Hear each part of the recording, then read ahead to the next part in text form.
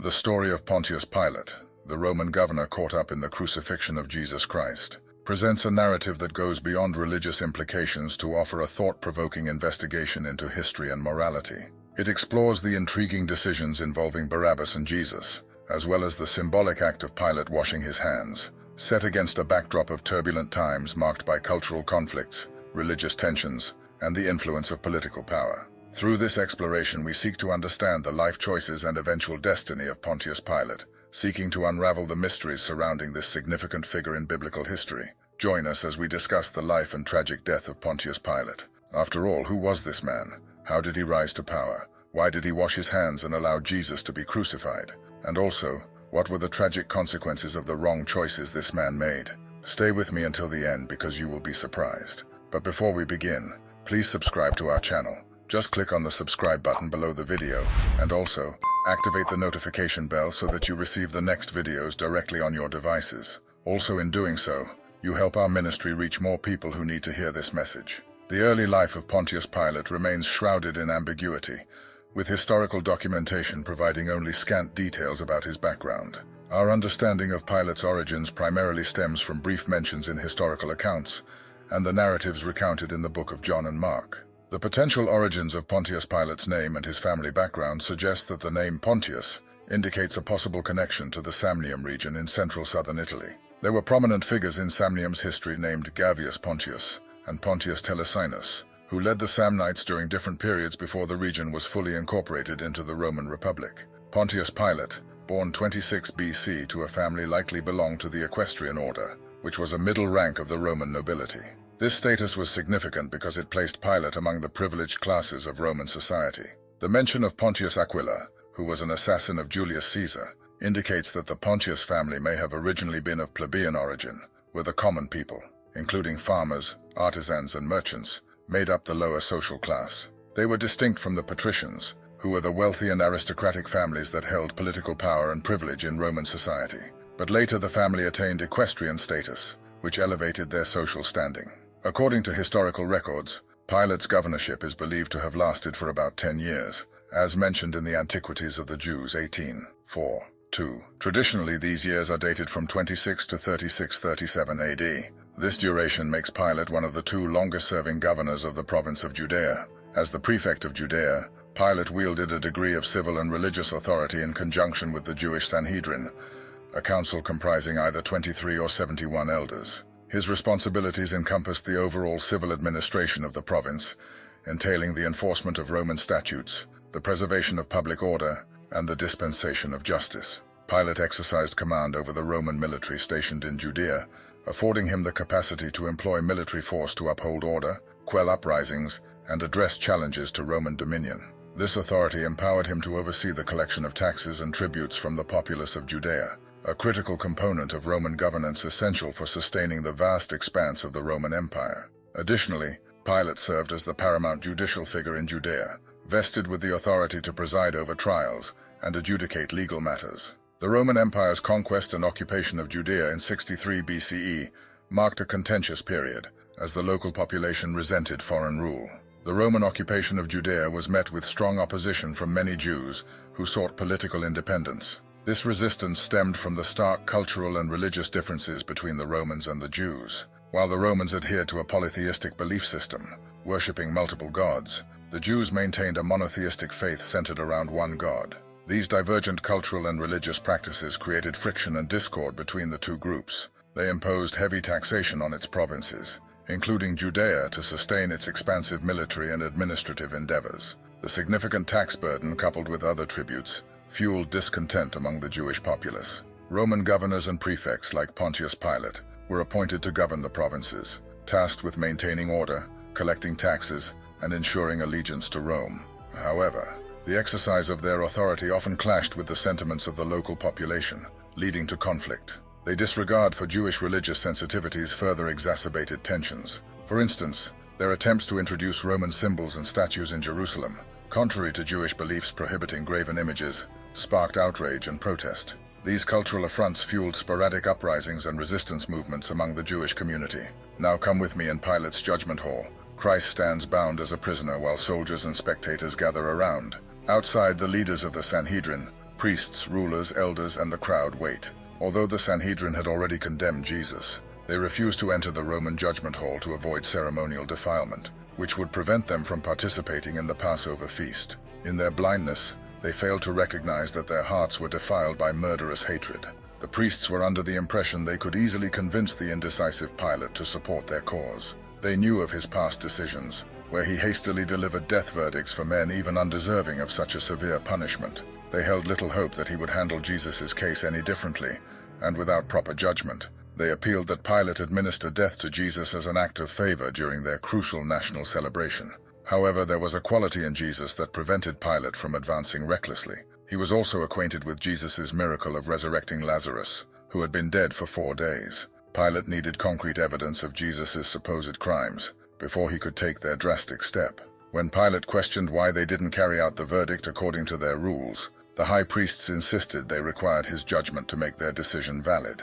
Their desired verdict was death, but they confessed their law didn't permit them to take a life. They urged Pilate to trust their claim of Jesus' guilt and enforce their sentence, guaranteeing they would bear its consequences. The priests found themselves in a difficult position.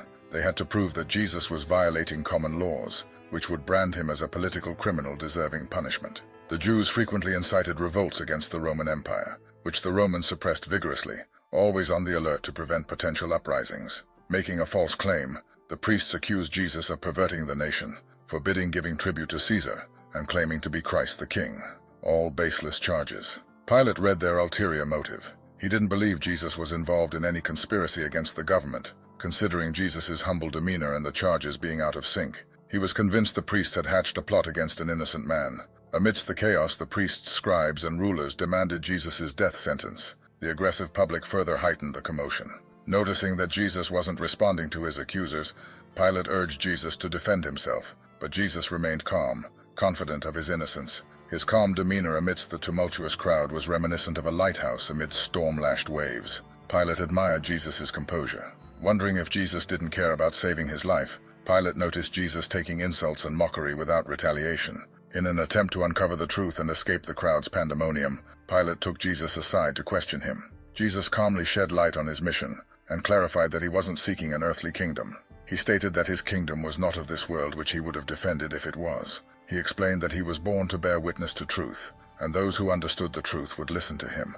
He was giving Pilate an opportunity to receive light. Pilate's justification of Jesus' innocence angered the priests and elders, fueling their rage. As they saw the potential release of Jesus, they vehemently denounced Pilate, even threatening him with the disapproval of the Roman government. They asserted Pilate was refusing to condemn a man they believed was defying Caesar. Fearing a public disturbance if he denied their demand, Pilate decided to hand over the trial to Herod, the ruler of Galilee where Jesus was from. Pilate hoped to pass on the trial responsibility and initiate a reconciliation with Herod.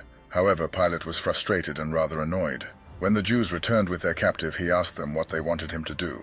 Clearly impatient, he reminded them that he had already judged Jesus and found no guilt in him. Pilate decided, "I'll therefore chastise him and let him go." Here, Pilate displayed his weakness. Although he had declared Jesus innocent, he was willing to let him be whipped to appease his accusers. He was ready to compromise on justice and principle, and this put him at a disadvantage. The crowd, seeing his capricious nature, began to demand all the more for the prisoner's life. If Pilate had held his ground initially, refusing to condemn someone he found innocent, this would have severed the chain that was to bind him in remorse as long as he lived. Had he adhered to his convictions of righteousness, the Jews wouldn't have dared to dictate to him.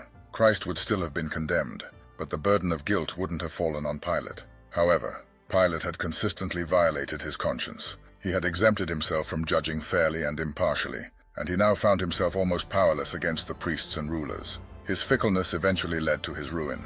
The individuals who held the highest positions in the nation were most guilty and responsible for betrayal of sacred trusts. Pilate, Herod, and the Roman soldiers were relatively unaware of who Jesus truly was. Their mistreatment of him was intended to please the priests and rulers. They lacked the knowledge that the Jewish nation had received abundantly.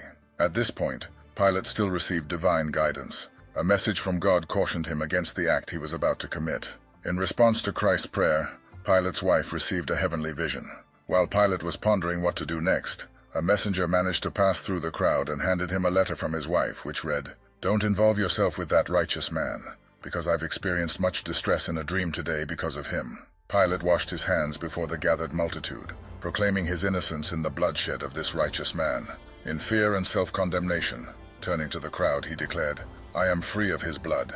Take him and crucify him." He delivered him to be crucified. Pilate succumbed to the demands of the crowd, delivering Jesus to be crucified rather than risk losing his position. However, despite his precautions, he experienced the very outcome he had feared. His honors were stripped away, he was removed from his high office, and consumed by remorse and wounded pride. He eventually took his own life not long after the crucifixion. Similarly, all those who compromise with sin will only find sorrow and ruin. As Proverbs 14:12 warns, "There is a way that seems right to a man, but its end is the way of death." Approximately 3 years following Jesus' death, Pilate engaged in brutal acts, including the arrest and killing of Galileans who were conducting sacrifices in the temple. Additionally, he ordered the slaughter of armed Samaritans at a village known as Tirana. These Samaritans, led by a figure possibly resembling a Messiah named Doso, sought artifacts believed to have been buried by Moses. The Samaritans, denying any armed aggression, filed a complaint with Lucius Vitellius the Elder, the governor of Syria from 35 to 39 AD. This complaint triggered Pilate's recall to Rome for judgment by Tiberius. However, Tiberius had passed away before Pilate's arrival. Following Tiberius's demise, Pilate's fate rested in the hands of the new emperor Caligula, renowned as one of ancient Rome's most infamous leaders. The circumstances surrounding Pilate's departure from office remain shrouded in debate. Whether a formal hearing occurred is uncertain, as new emperors typically dismissed legal matters from previous reigns. Nonetheless, the unequivocal outcome was Pilate's exclusion from reinstatement as governor of Judea. The reasons behind this decision vary, with speculation ranging from a contentious hearing to Pilate's voluntary absence. Regardless, Pilate faced exile in Gaul, the region corresponding to modern-day France. Early church historian Eusebius, writing in the early 4th century, asserted that tradition holds Pilate took his own life in disgrace following his exile. When Christ returns to the earth, he will not be seen as a helpless prisoner surrounded by a mob. He will come as the King of Heaven. Christ will arrive in his own glory, the glory of his Father, and the glory of the holy angels. Countless heavenly beings, beautiful and triumphant sons of God, radiating unmatched loveliness and glory, will accompany him. He will take his seat on the throne of his glory, and all the nations will gather before him. Every eye will see him, including those who pierced him. Instead of a crown of thorns, he will wear a crown of glory within a crown. Instead of the old purple robe, he will be adorned in the whitest raiment, whiter than any earthly fullers can make them. On his vesture and thigh, a name will be inscribed, King of Kings and Lord of Lords. Thank you for watching and see you next video.